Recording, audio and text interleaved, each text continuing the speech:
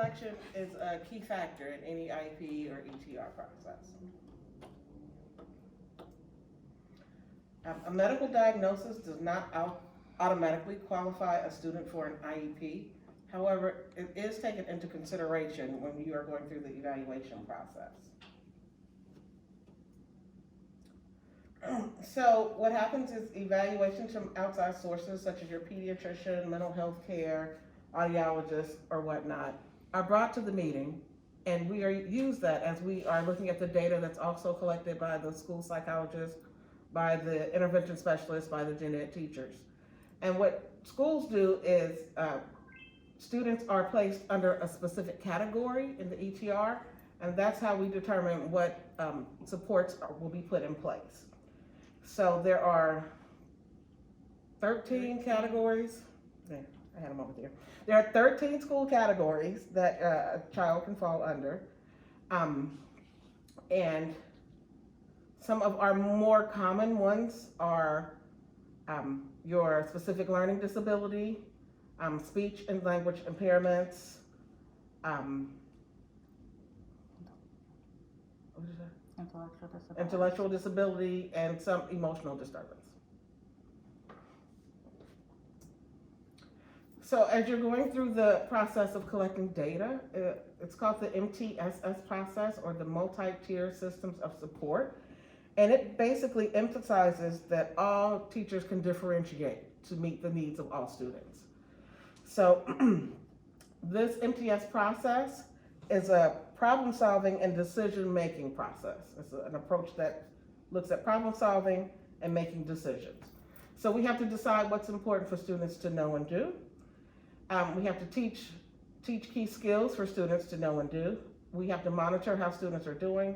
We have to make changes according to our data collected. So there's so many things that fall under this MTSS umbrella, such as the tiers of support, tiers 1, 2, and 3, which used to be called the RTI, or response to intervention process. We're looking at a lot of collaboration with the schools, the communities, the families. We're looking at a lot of professional development for our instructors, and there's a lot of teamwork.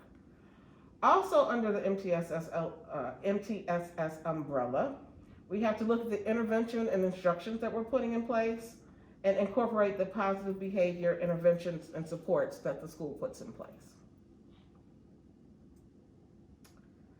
When we are looking at the tiers of intervention, we have the tier 1, which is supports that are put in place for all students.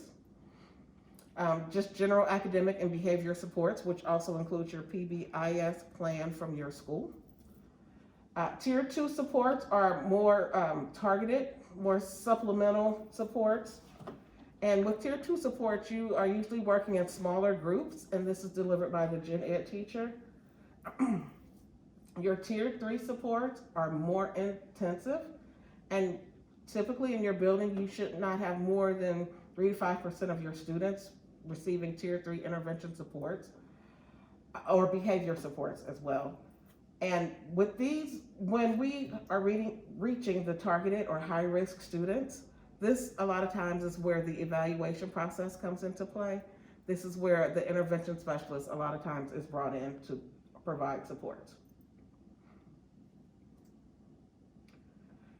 So as we talk about the IEP document, can you go to the next slide? It's a working document that's legally binding, I'm sorry. But what that means is that the IEP is something that you can go in and review at any time. It's legally binding, so if you get an IEP in Ohio and you move to Florida, that document goes with you. That document is there to support your children. Next slide. So there are some sections that we consider key sections of the IEP. However, the entire document is very important.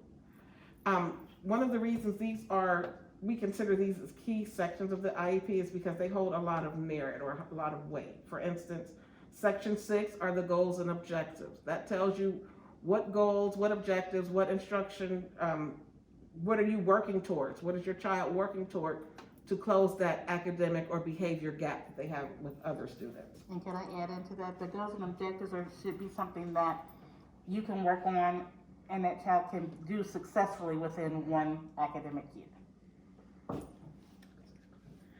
So section 7.1 is the specially designed instruction. That says who's gonna do what when. That determines how much time and support your student is gonna need. It also kind of spells out what that instruction looks like. Is it small group instruction? Is it vocabulary instruction? Is it direct instruction? Section 7.2 is about the accommodations and modifications. So what accommodations are we putting in place in the classroom and for testing? What modifications are we doing? Does your student need text via novels via audio? Does your student need extended time or frequent breaks? This is where all of that is spelled out so that you know exactly what your child is getting additionally in the classroom as well as for testing. And your section 12 is all about your testing accommodations. So when your student is taking district-wide and statewide assessments, there are certain accommodations that they will have that will help them to be more successful with the assessments.